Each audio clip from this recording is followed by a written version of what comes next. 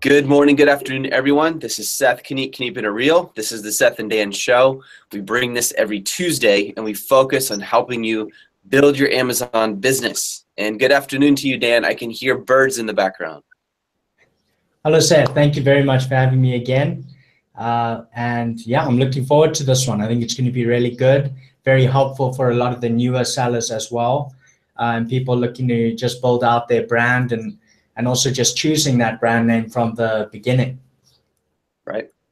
And brands are huge, you guys, because a brand is how you not only protect yourself in the beginning, but how you build your value. So if you have a company that, for example, imagine if Nike came along and said they're going to sell their brand, it would be worth billions of dollars, just the brand alone, not even including the products. Why? Because so many people recognize it, and brand builds trust. And when people trust something, they will put their money towards it to receive something they believe in. That's why brands are so important. So guys, we're going to show you how to do that. Specifically, if you're selling online, we focus on teaching you how to make money online. And that includes Amazon, eBay, Shopify, a WordPress site, your own blog, Jet, whatever it is, that's our focus. Now, primarily, we've been focusing on Amazon. You'll hear us a lot talking about other online platforms through Just One Dime in the near future. But today, we're going to really drill in on brands, how to build your brand. Dan, why do you believe this step should be part of the beginning of building a store on Amazon or anywhere online? Why do you feel like that's such a key part to it? I think it's just so important to try and get that right from the beginning, Seth, because if you get it, if you do, it's very difficult in the beginning when you're starting out. So let's take Amazon for an example. If you're looking to sell on Amazon, what are you going to sell? And that usually poses a problem in the first place because some people won't know exactly what they want to get into. And so as an example, that is very, very relevant when it comes to picking the brand name, because now you might want to keep that brand name quite open so that you could sell a variety of things. As an example, Amazon itself, that brand name allows many things to be sold there because it's not specific to, say, pets or kitchen. And so the brand name can be really important from the very beginning based on your business strategy. So guys, what we're going to do is we're going to walk you through an actual presentation that allows you to understand this from the beginning. So this is going to be very content rich. We're not going to chat back and forth as much. It's going to be more content rich. And we'll take your questions towards the end of the show today. And just really quick, I want to say hello to Gemming Star, Alejandra, hello Kevin, hello Pascal, good morning Joe, good afternoon you guys. Really good to see you guys. Okay, so Dan, back to you. Why don't you share your screen? And guys, as he shares his screen, he's going to walk us through step by step. How do you build a brand? Remember, a brand has two purposes. And number two, it brings value to your company. When you start anything, when you have a brand, it takes longer to build a brand, but guys, it's worth it. You're not just selling stuff. Oh, I found a product, let me sell it. That was how people have thought for many years. It doesn't work like that anymore. You actually need to build a brand, something that has lasting value and that people value for a very particular reason, because there's a story behind your brand. Let's do it. Okay, great, Seth. So I'm just going to share my screen. There's a lot to get through. This was actually a presentation that we've adapted for this, but was very well received by some of the members. So I think a lot of the audience will enjoy it. Just let me know when you can see my screen. Yep, I can see it.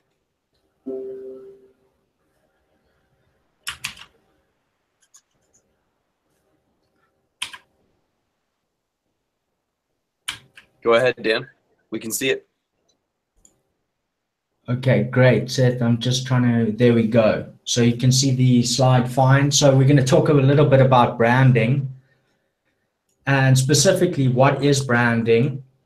How do I come up with and select a brand name? How is a brand name used? And how can I scale my brand and create brand relationships once I start to actually grow the business and expand? So what is branding?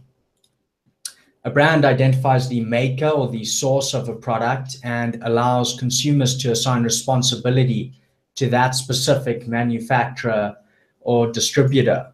consumers are loyal to brands, not to products. And this also touches on why it's so important to try build out a brand, because consumers are going to be loyal to that brand name, and often the logo, etc., not the actual product. So if we look at these two products, two smartphones, and then we ask which one looks cheaper or which one looks lower quality, it would often be the one on the right. And the reason being, if you ask yourself why would that be, is simply because of that perceived value of the brand, of the product on the left-hand side. So that's how important that brand can be. Even on a platform such as Amazon, in a lot of cases, in a lot of niches, you might find products that are unbranded but selling very well. And your differentiating factor could simply be adding a brand to that product and giving that additional perceived value. You know, it's funny when you say that people are committed to brand, not product. If we are going to sell stuff on Amazon, be focusing on selling a product, or should I be focusing on my brand? I think the mentality is, well, let me find that product that's really going to sell well. And there's nothing wrong with that initial thinking. But the question is, are you really selling a product? Solution with a brand behind it. So if you think long-term, everyone, what kind of, let me give you an example. If you start with a category, you decide to dominate that category, you're going to understand that category inside and out. It could be clothing products, for example, if you're ungated for that. And then you learn, just go into that niche, find out what works, what doesn't, find out what's unique about yours. Perhaps your clothing is unique because it's all leather. Perhaps it's unique because it's 100% cotton. Perhaps it's unique because it's for thinner people or thicker people, or for older people or younger people, or maybe it's for babies. You find your niche. Maybe it's for cold areas of the world where people need more warmth, and you build your brand around that solution that you're providing, versus just saying, hey, they're selling a product, they're making money, I'm going to do the same thing. That's the old way of private label.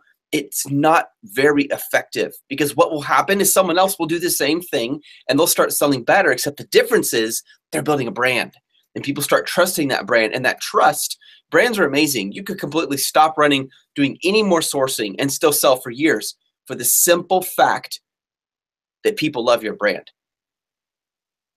100%, Seth. So then the issue comes up with actually selecting that brand name that you're going to start with. So how do I come up with and select my brand name? So what you want to do in this instance is generate a long list of potential brand names. And when doing this, you're going to come up with a lot of different brands, a lot of different brand name types. And brand names actually fall into a spectrum from fictitious to descriptive, as below. So on one end, we're actually going to have descriptive names, and then moving along, we go to suggestive, then associative, and then fictitious. And on the descriptive side of brand names, these are brand names that describe the product. These are very, very product related. Whereas on the other end, on fictitious or arbitrary names, made up names, these are very trademarkable. These are very high in judicial protection and easily protectable. So there's just another one in terms of trademarking, which is something you're going to look to do to protect your brand from a company perspective, and also because this can give you advantages on platforms such as Amazon. You want to try and stay in this fanciful, arbitrary area rather than in the descriptive area, where it is weaker in terms of trademarking. Dan, of this, on the more descriptive side, would be something like copper tone sunscreen. It's quite descriptive, copper tone, specific for people who want their skin to be tan. I got to give up on that one. And so the copper tone, it describes what it is. But then on the other hand, you have something called eBay. What in the world does eBay mean? Now, it's funny about it. When we say eBay, we know exactly what we mean. And when we say Amazon, we're not thinking about the jungle down south platform.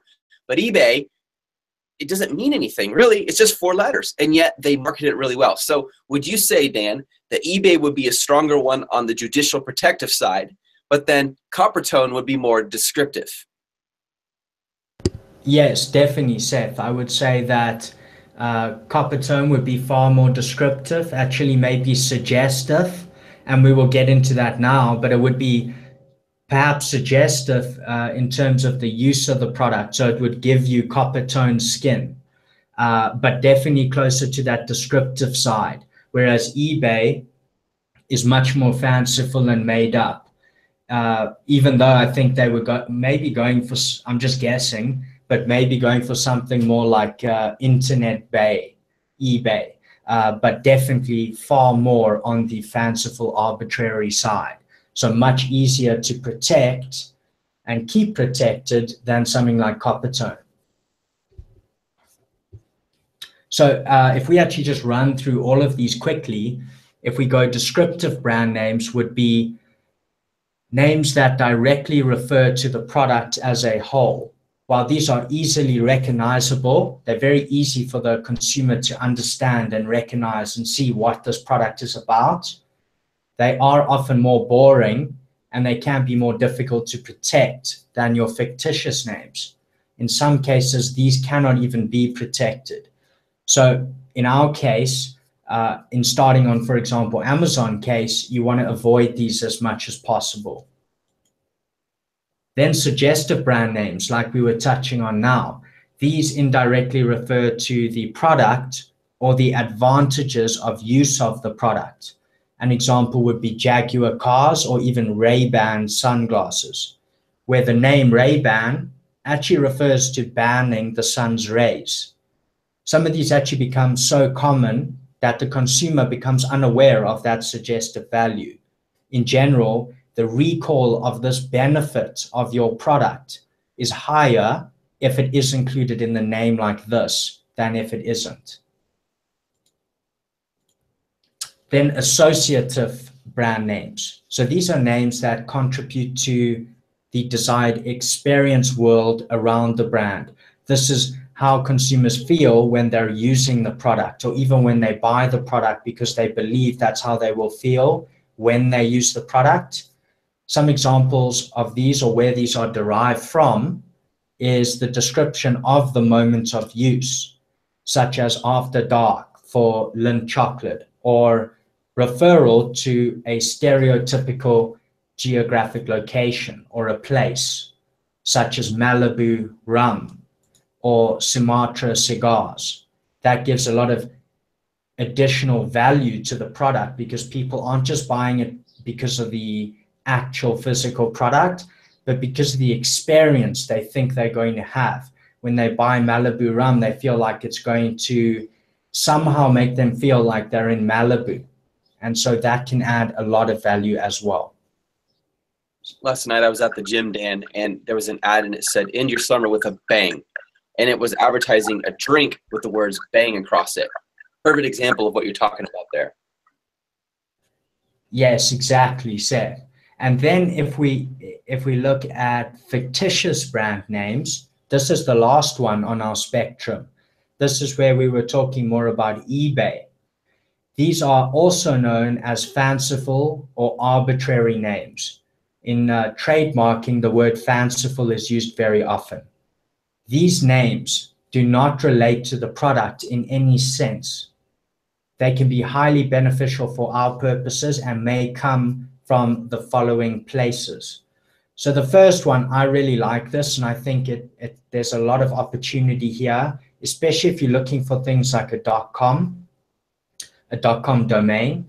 So the first type is fantasy names. And these are names, for example, like Kodak cameras or Rolex watches. These can be excellent. These are names you can simply make up and fuse words together. These are names you can really just come up with and make your brand name. As you can see, like with Kodak cameras, for example, the value of Kodak was not there initially, but the quality of the products over time and the interaction of Kodak with customers and bringing customers what they really want has given the Kodak brand a lot more value over time.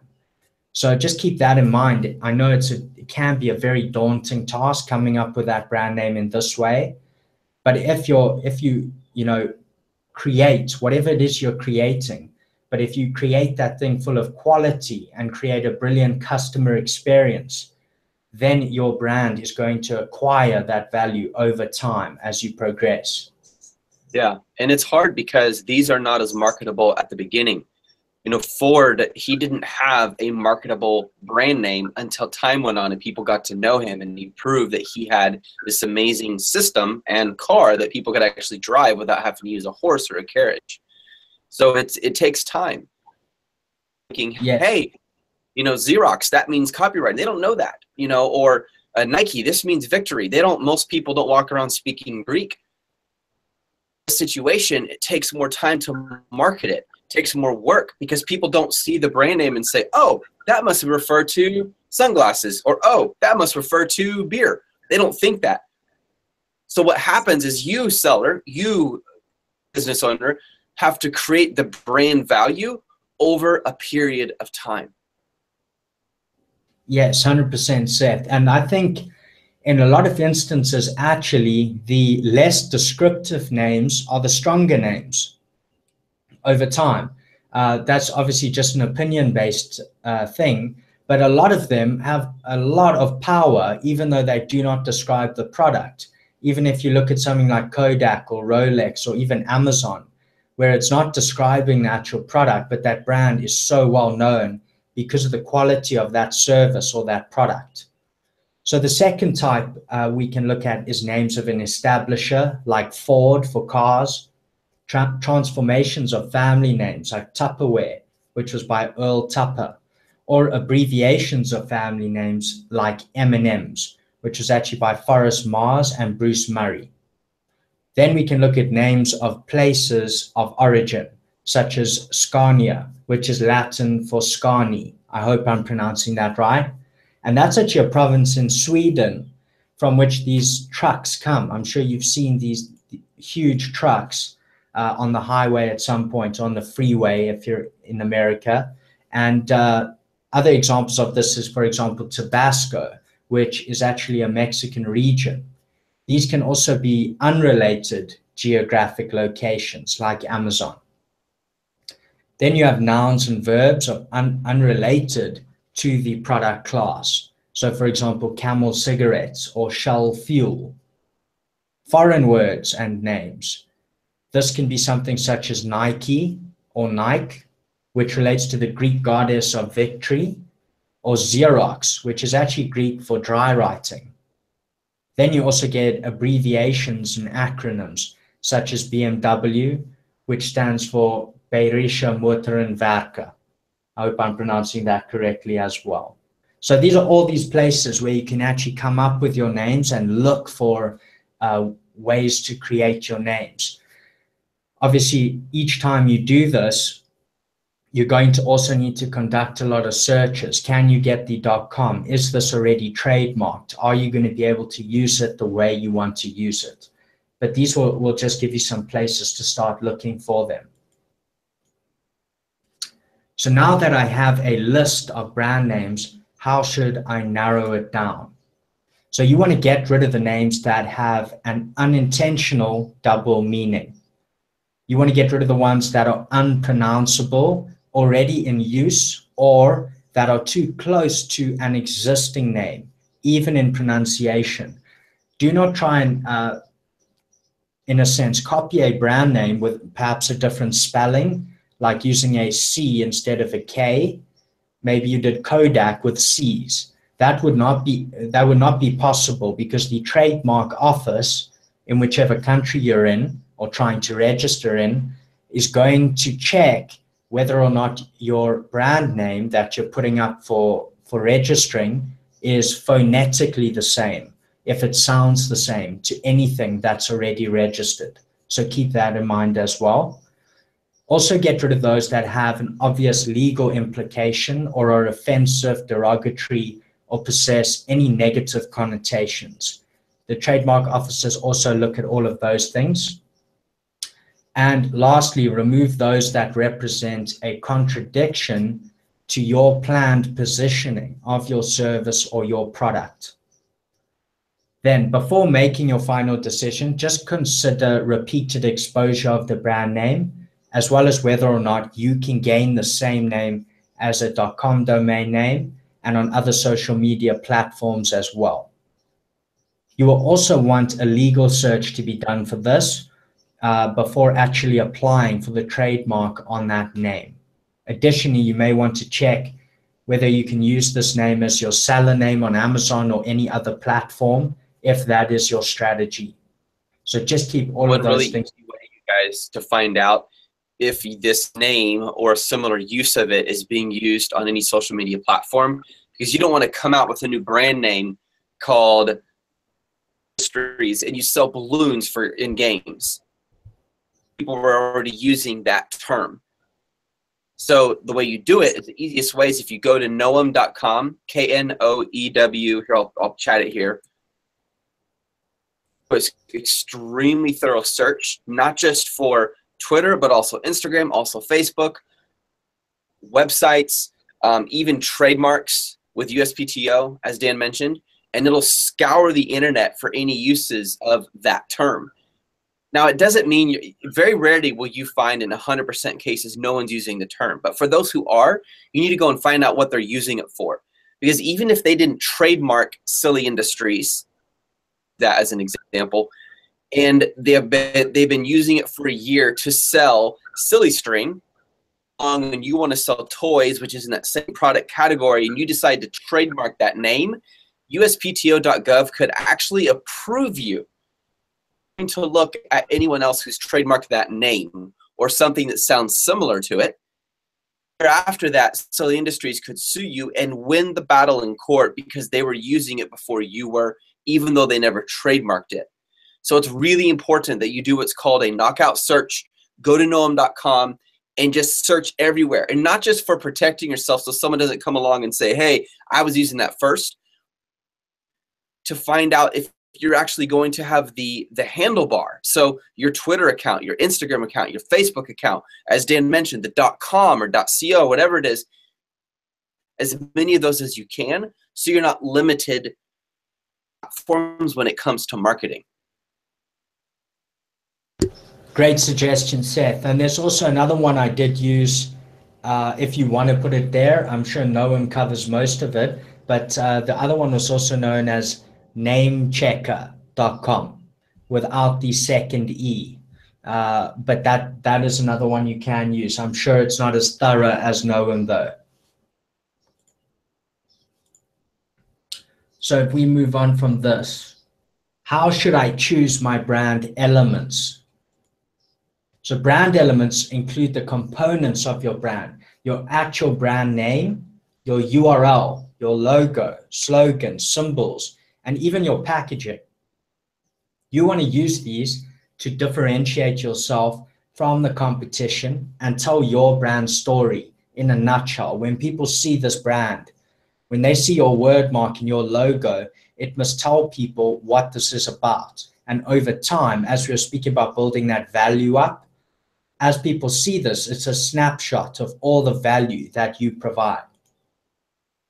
So use 6 criteria when choosing your brand elements. 1, memorability. This helps facilitate consumer recall and recognition in purchasing situations and will fast track building brand awareness. Often this works very well, for example, in supermarket conditions where a brand, simply its packaging and the colors on that product will create immediate recall by the consumer, and they'll just grab that one. So that's how effective these brand elements can be. So memorability, meaningfulness. So a brand element can be descriptive or persuasive. Use this to speak to your audience. An example would be Kalula. This is a South African airline where the name actually means easy, for easy flying. And you can see how that is, in a way, persuasive. Likability. Make your brand likable with rich verbal and visual imagery and make it aesthetically pleasing. Transferability. The less specific the name, the easier this is. As an example, the brand name Amazon allows for many product types to be sold there. Something like Kitchen Pro would really limit you to that product class. So it would be very difficult to go into pet stuff with a name like Kitchen Pro, because now it's too specific to the first category you sold in. So this is really key to, for example, e-commerce. Go ahead. I just want to add there, Dan.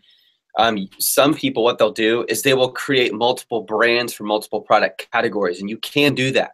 So for example, if you're just focusing on kitchen for a few years, you could just build a brand for that, and then later also have a separate brand for your pet products. And on Amazon, they allow you to register brands. Once you have the trademark approved and you have the registration number, they allow you to register your brands in their brand registry.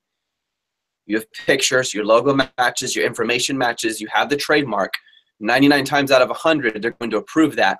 And you can have multiple brands for multiple kinds of products that you want to sell. And you can get those entered in the brand registry and then later on brand gated, so no one else can actually even physically use the brand. Not just legally, but physically, they cannot use that brand name to sell their product.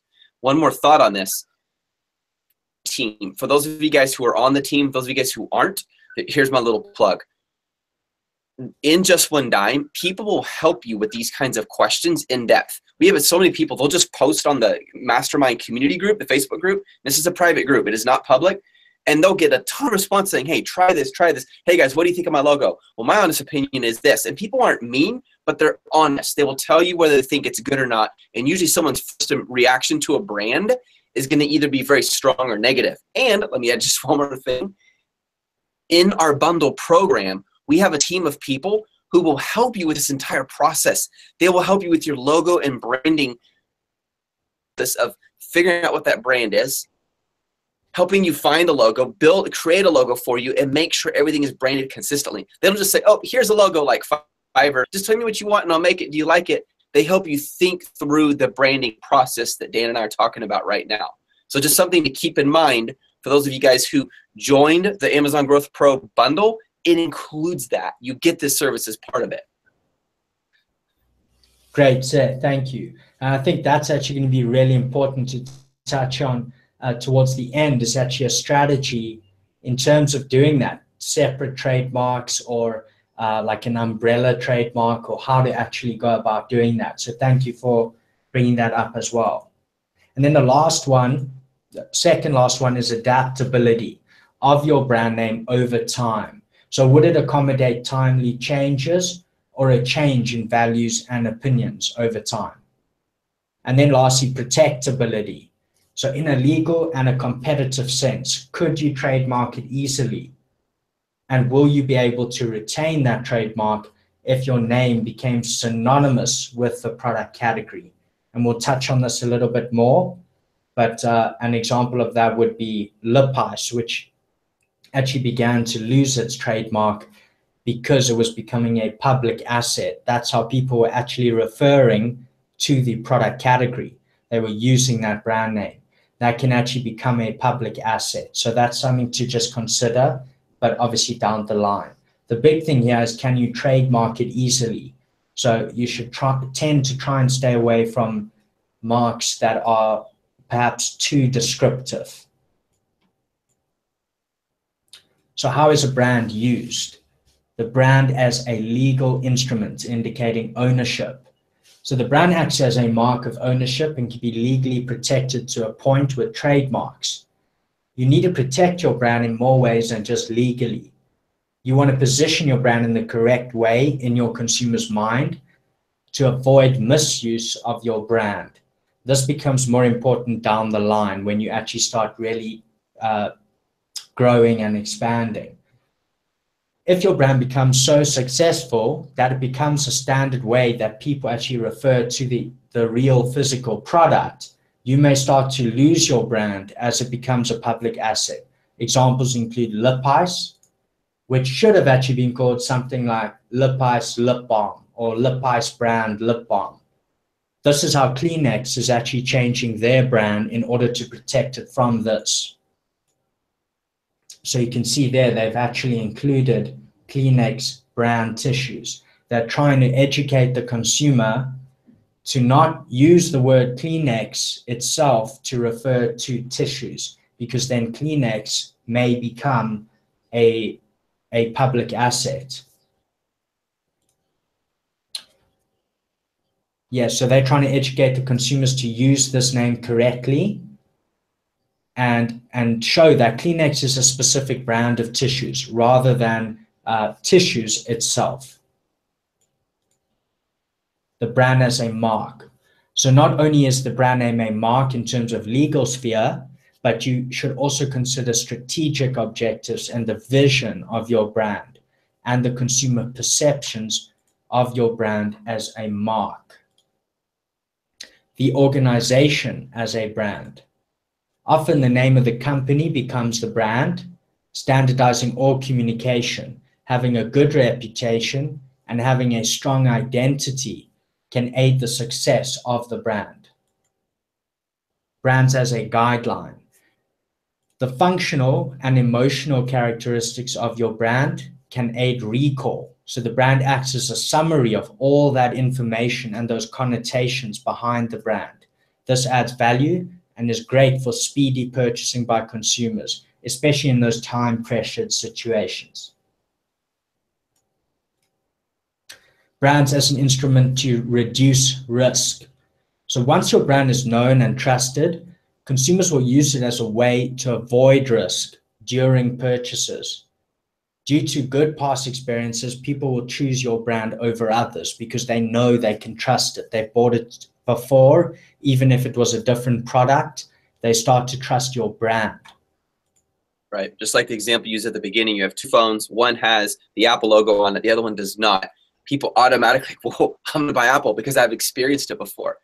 And you know what's funny? This happened to me a few months ago. My son and I were about to make a purchase, and we looked at another product, and it had actually had better reviews to be a better product. And yet we still bought the one that we've been buying for years. How did I just do that, Dan?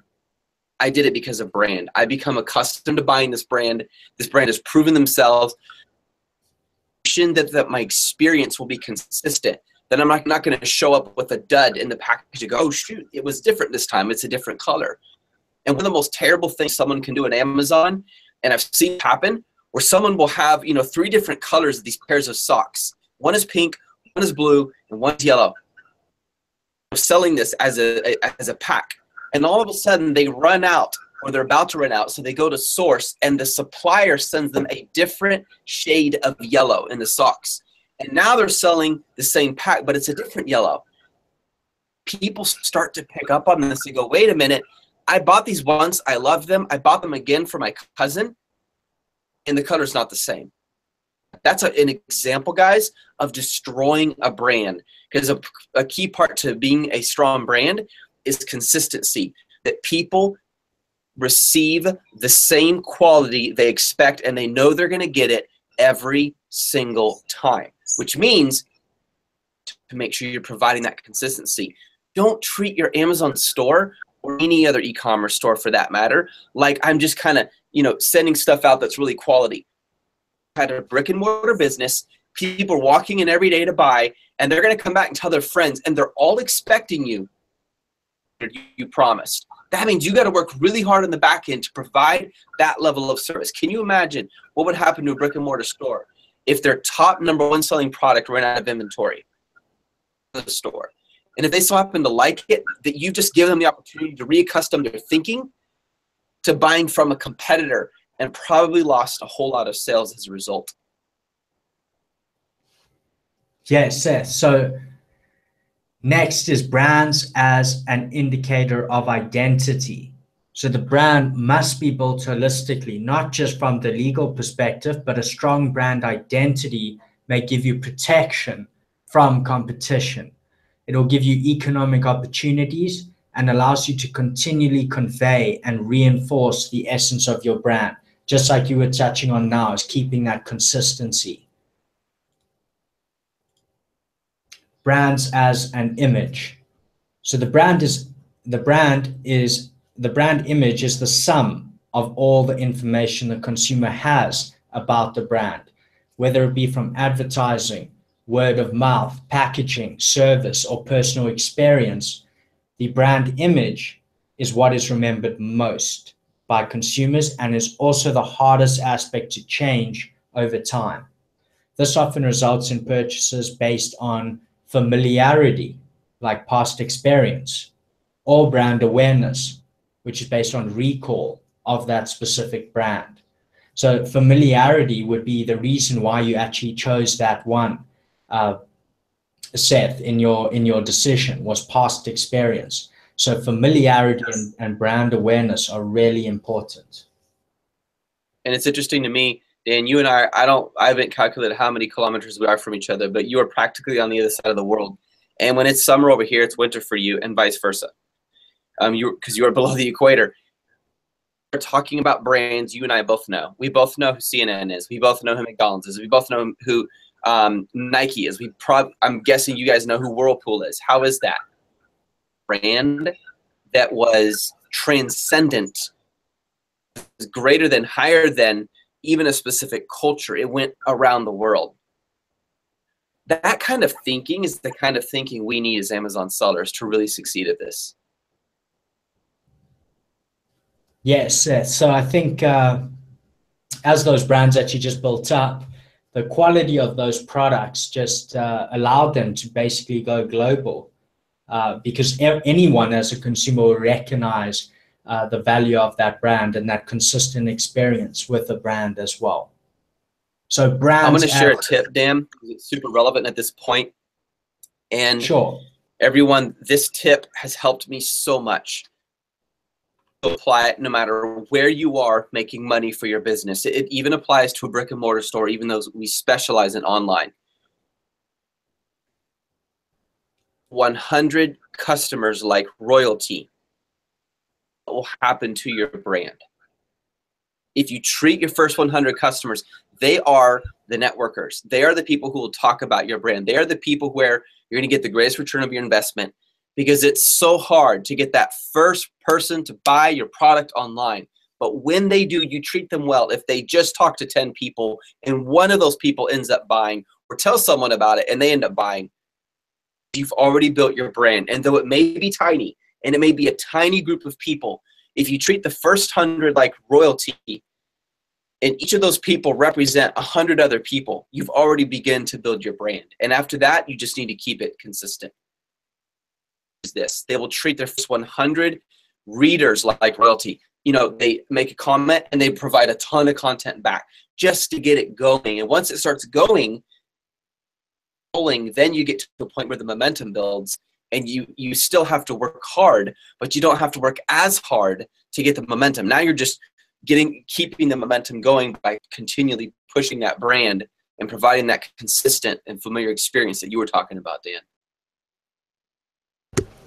Yeah, excellent advice, Seth. And I think that gets easier as you get that ball rolling as well. So then brands as a value system. Consumers are influenced by personal and cultural values. Therefore, the symbolic value of the brand is important as consumers try to simplify that decision-making process. They want to make that as easy as they can for themselves. This requires a long-term focus and an alignment with your brand vision. Where do you see your brand going? Where do you want to build it out to? Try and think about these things in the beginning so that you can build a value system into that brand, even down to the colors that you actually use in, for example, your logo on your website. Try and build that out. Brands as a personal or emotional experience. Brands become symbols of how consumers see themselves and how they want others to view them. Brands therefore give additional emotional value. Think about the things you wear. Think about the cars you want to drive. Think about all those things are linked to brands and the value system that brand has built around itself.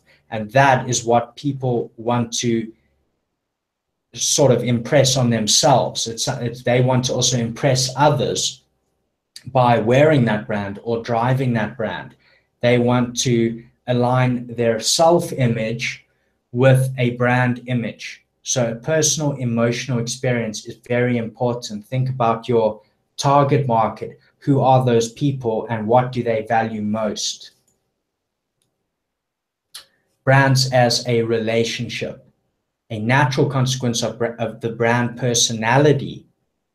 Through relationship marketing, brands can build special relationships between the company and the consumer because that brand actually takes on a real personality.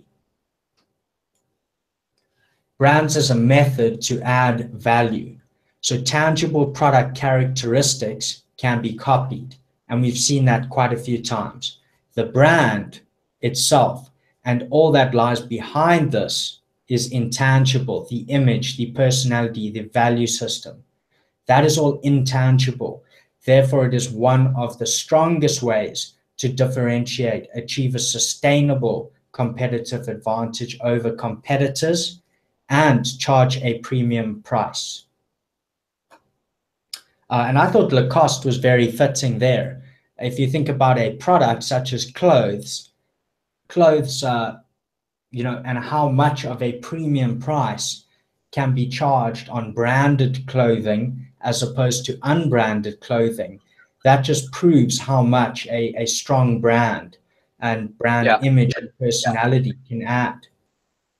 Clothing is one of the most powerful demonstrations of the power of a brand. Someone will spend thousands of dollars on a single purse because it says power of a brand.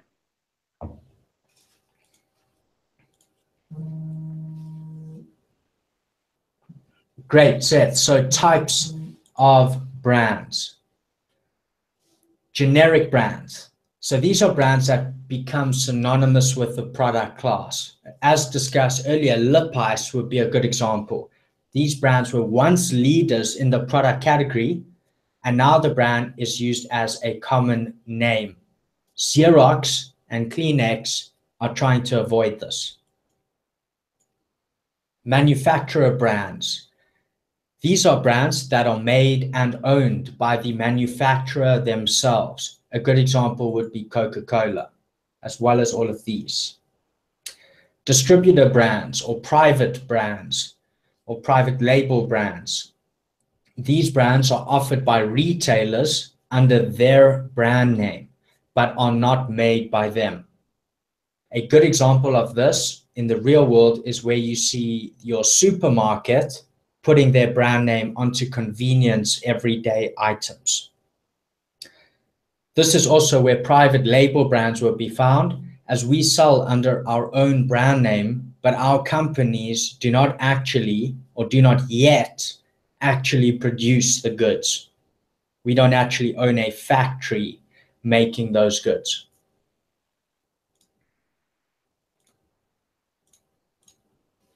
So I have my brand name. Sometimes I come across a situation where I feel a different brand name will be more beneficial.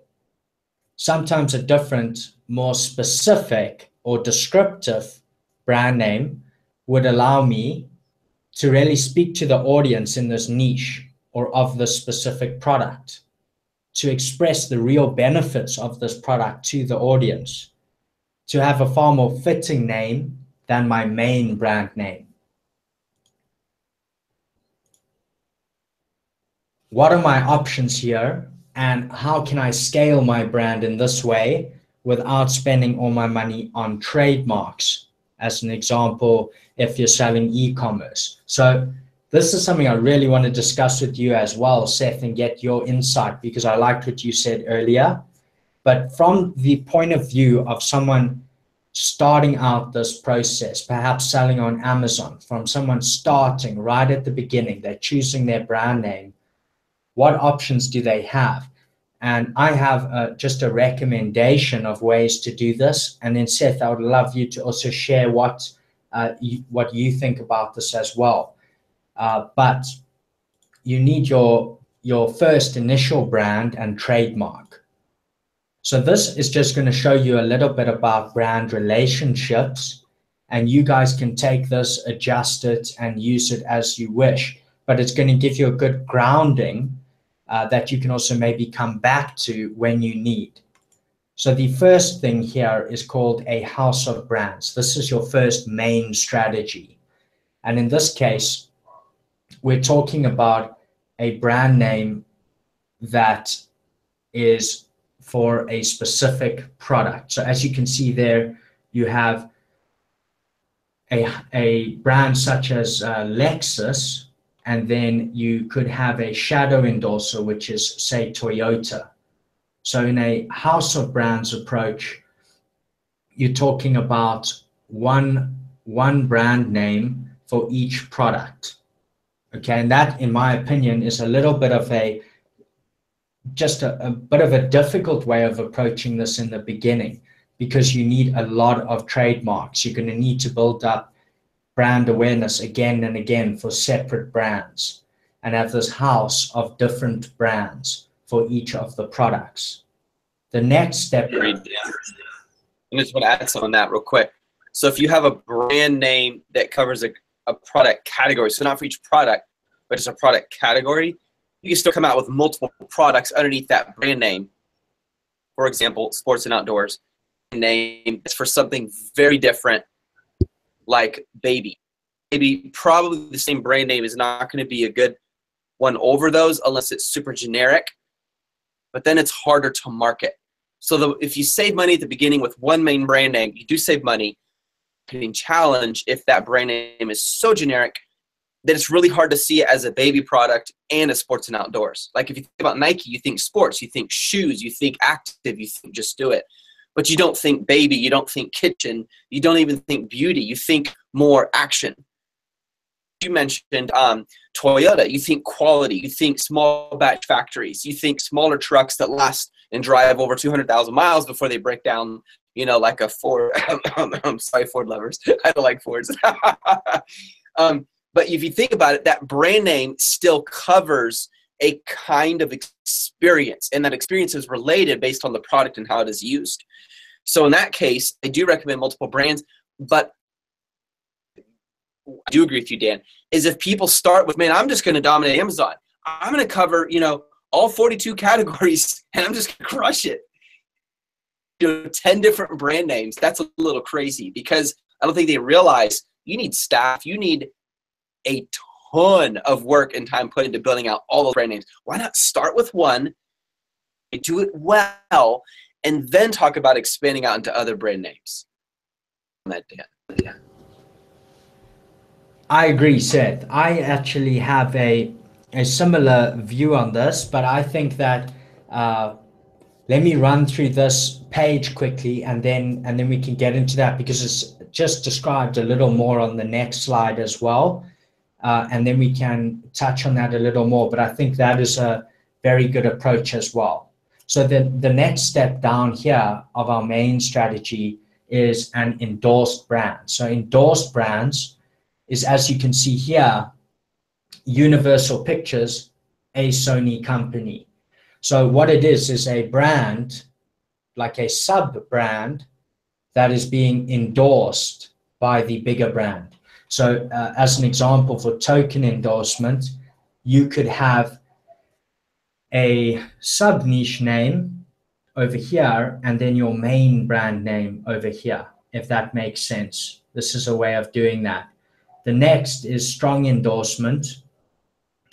For example, Obsession by Calvin Klein, where you could have a sub-niche name here by your main brand name over here. So this is just a way you can start to build out from that brand and use a specific or descriptive name, as well as keeping your main trademark on that product. This linked name over here is probably for when you're much more recognized. For example, Nestea. So Nestea is using that prefix Nes to show that this is endorsed by Nestle. So you have Nesquik, Nestea, etc. And so this is probably less suited to our needs now. But token endorsement and strong endorsement are definitely a way you can start to target your niche, or that product and its specific values, while keeping your main trademark, if your trademark is very generic at the beginning. Then if we go to sub-brands, so just on endorsed, this is called dualithic. And this is excellent, especially if you are one who enjoys using targeted niche names that you're likely to find yourself selling a variety of different products as well. And this, again, is specifically for someone perhaps who doesn't know what they want to go into. If they're selling on Amazon and you don't know what you're going to start selling, it's going to be very difficult to come up with that first brand name. Then if we look at sub-brands, so this is similar to endorsed brands, but it is a little bit simpler. It doesn't have the by and comma, etc. It doesn't have that separation. It's more like a co-driver or a master brand as the driver. So in this case, you have, for example, Gillette and then Mark III. So it's although Mark III is a brand and describing that specific product, Gillette is also a co-driver to that. And then you have the other option where you have your master brand as the driver, for example, HP DeskJet. Then you're going to have your main trademark, say, as HP, and then your sub name as well. And then lastly is a branded house. So the branded house is where you're going to use one brand name. So this is similar to what you were saying, Seth, as well, in terms of building out one brand name, perhaps for one niche, and then moving on to the next niche. And this is plausible, especially if you aren't going to use those additional targeted names and you're likely to build products out in one niche. So as an example, you might have BMW or Nokia, also good examples, across all products in that niche. So this just gives another quick I'm going to respond really quick. So we have some really questions in the chat, and I've been responding to most of them, but this one I'm responding to verbally. So Joe asked the question, if you do arbitrage, what about that? Because in arbitrage, you're technically selling other people's brands, which is legit. If it's already in Amazon's catalog, that's fine. You're not claiming it's your own. You're selling other brands. So my response to that, it shouldn't hurt your brand at all, and here's why. When people go to Amazon, they don't go to the Amazon storefront most of the time to say, hey, what do they sell? What they do, so if I'm going to go for Nike, I don't try to find the Nike store on Amazon. I just search Nike. I like a lot Air Jordans, and then I get them. You see? So people don't go to the store to find out what kind of brands this person is selling. Do they have one consistent brand? However, if you're doing arbitrage over here in another place like your own website, absolutely it will kill your brand value. And that's where I wouldn't. You need everything to be your own consistent brand. So if I go back to over here, this example, we have Amazon stores. And some of them, my wife does a lot of arbitrage, and I also private label. And we don't see a conflict of interest. It's never hurt us because people aren't going to our store. They're looking at, oh, I've heard this brand before. I'm going to search it. Oh, there it is again. I really, really like this particular item of clothing. I'm going to buy that again. Hope that makes sense, Joe. Back to you, Dan. Great, Seth. So this just shows it in another light, and this is actually from the bottom up, that list we just did. So again, your branded house would be one single powerful image, often even without this descriptor. So it would be FedEx on everything. Sub-brands, again, would be combining that corporate brand, your main trademark, your main brand, with strong sub-brands. Like this is an example. If you trademark the logo, Apple iPhone, Apple iPad, etc., and you can be more descriptive and attract and target that audience a little more with this additional sub-brand. Endorsed brands, again, would be leading with a strong sub-brand in this case. So you're actually going to lead with your sub-brand, whatever that is, and then leverage your main brand, your corporate brand in this instance, your main trademark as an endorser, in a way giving that value. And then lastly is a house of brands, which is decentralized, in this case, decentralized brands targeting diverse markets. So you might have one brand for kitchen, one brand for pets, one brand for sports, etc. And this is just quickly something I threw together to show you how you could do these little extras if you wanted to. But a branded house would be your umbrella brand name. Okay, this is the main name you start with. If you start with if you do not know, for example, what you want to sell, and you decide, I need to start, but I'm not sure what I'm going to start with, and I just cannot choose a niche. You might go for a more fanciful, arbitrary name, like we were speaking about, making up a brand name, and that would be your umbrella brand name. That would be the first name that you trademark, and you're able to pretty much sell anything under it because you're not sure of your category yet. So what you could do in this case, now that you've trademarked that, you could have that on every item just as you sell it, and that's all you have. But if you want to use this additional strategy of including a little descriptor name or sub-brand name, in this case, a sub-niche name, then you can do that as well. So you could have your umbrella brand name with your little sub-niche name. That could be as simple as something, your umbrella brand name kitchen, your umbrella brand name sports, etc., or more descriptive to the actual product you're selling. Next could be a sub-brands example. Maybe you did your umbrella brand name, you trademarked the logo, and you could have it like this with your sub-niche name, or your umbrella brand name with your sub-niche name like that. Endorsed brands example would be your sub-niche name, maybe something in, let's say, kitchen, for example, by your umbrella brand name, your fanciful generic trademark name, or your sub-niche name, an umbrella brand name company, or it could be an umbrella brand name brand, etc. And then lastly is this house of brands, and I think it would be really good to discuss this more, but this is where you're going to have that umbrella brand name for niche 1, say kitchen, your umbrella brand name for niche 2, say pets, and umbrella brand name 3. So I think that is another way to approach this as well. I'm just going to stop sharing now, Seth, but let me stop sharing quickly and then I'll come back to that screen. Yeah, no problem. And while you're going back to stop sharing your screen, I'm going to share something really quick, guys. Remember something, and this is a mistake a lot of new sellers make. A lot of people equate their logo with their brand, and those aren't the same thing. What really is a brand? When you, for example, look out your window because someone rang the doorbell, and you look out the window and you notice on the truck purple letters F-E-D, that's FedEx. You didn't think, oh, logo, that's FedEx. It was the image, it was the color, it was the experience, it was the fact that they're at your door delivering a package. A brand is a very, you get when you see an image or anything that represents a company that you've become acquainted with.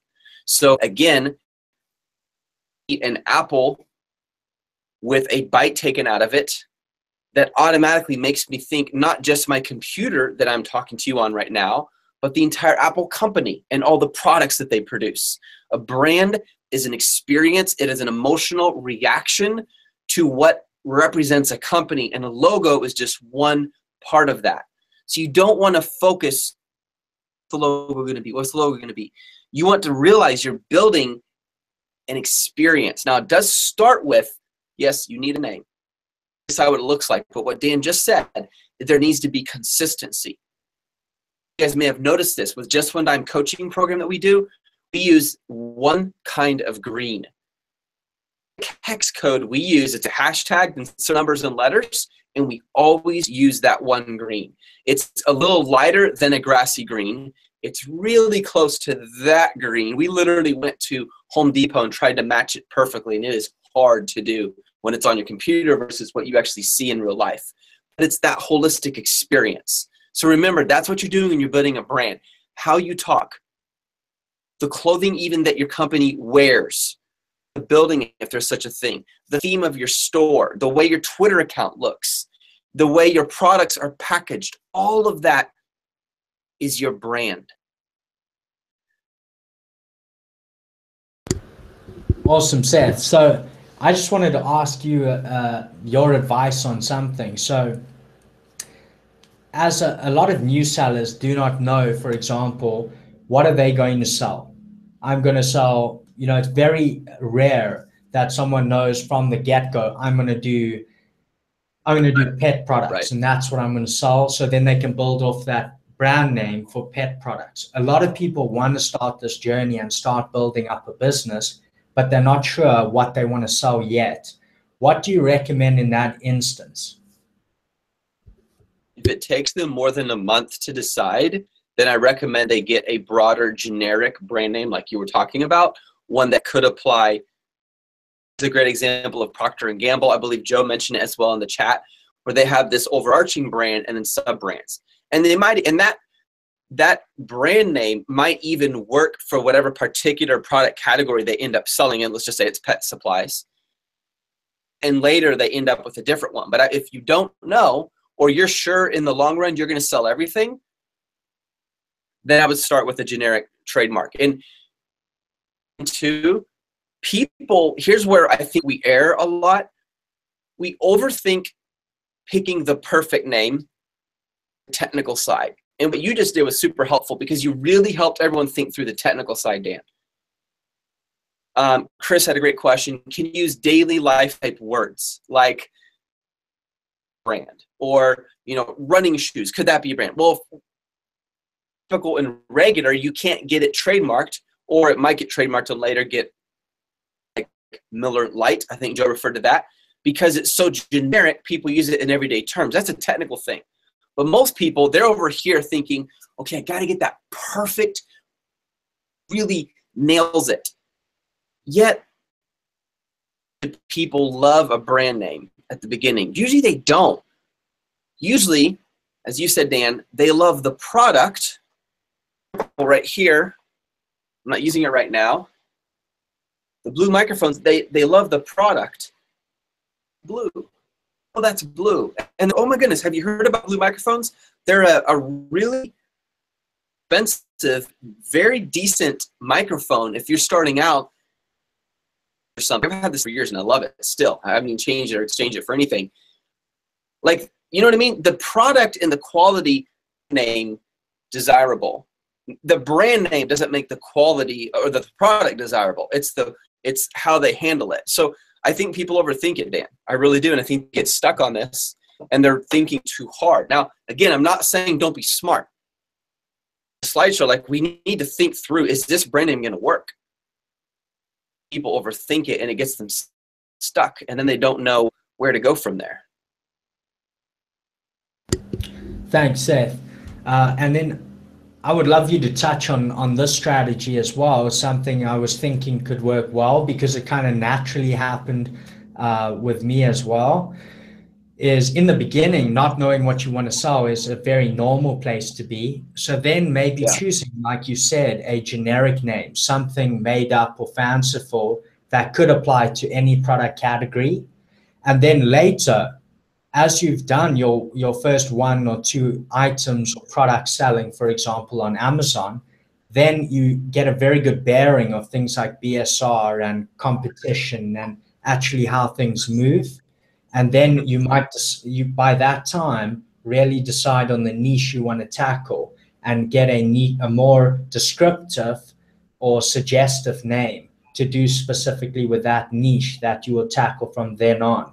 This way, you have one generic type brand and one specific niche brand. And even while you continue building out that niche, when you do come across items that are not specifically in your niche, you do have a brand name to put those under as well. So that's just something I was thinking could be helpful as well. Let me ask you a question. When you did that, did you get your generic brand name trademarked before you knew what particular niche you wanted to sell in, or did you just hold on to the name kind of pending, like, hey, I want to use this, but first I need to figure out the subcategory. Because then you might be talking about Seth, so I just missed the last bit there, but in terms of this, what I actually did was I trademarked the generic name in the beginning because I thought it was quite a strong name, but also it was generic. It could be applied to anything. And then over time, I've decided exactly what I would like to focus on and chosen a specific brand name for that niche, because I think it does add value and could be quite strong in that specific area. So that was just something I was thinking is don't get too caught up on the generic name, because later what you could do is get that niche name as well. And then that broad name, the generic name, gives you more leeway. You're not stuck in one category if you decide to go to a different category. That makes total sense. I really like it, Dan. I think that's very smart. And I hope you guys were able to hear that, especially if you're not sure what product category you're going to start in. And guys, if you've already been in a category, and I know some of you guys are doing hundreds of thousands a month, the power of a brand. One recommendation I would make is build your store in a way that it is sellable. If you have very little to sell, and it's become more and more common for people to sell stores. There's people in our community, our coaching course, who have purchased other Amazon stores that already had a brand name where people were going to Amazon and searching for the brand. Way more cash flow than those who didn't. It's one thing to purchase something where products are selling well, but here's the problem, guys. If the only way someone finds your product on Amazon is because you did great keyword ranking, great PPC ads, great photos, and there's nothing wrong with that, and that is how you will start. You have to.